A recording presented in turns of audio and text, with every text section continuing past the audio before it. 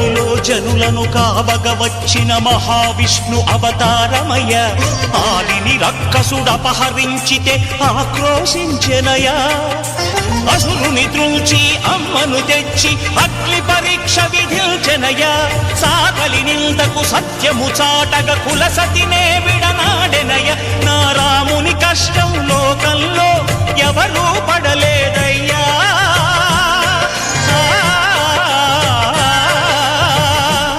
నా రాముని కష్టం లోకంలో ఎవరూ పడలేదయ్యా. సత్యం ధర్మం త్యాగంలో అతనికి సరిలేదయ్యా. కరుణాహృదయుడు శరణను వారికి అభయమొసగునయ్యా.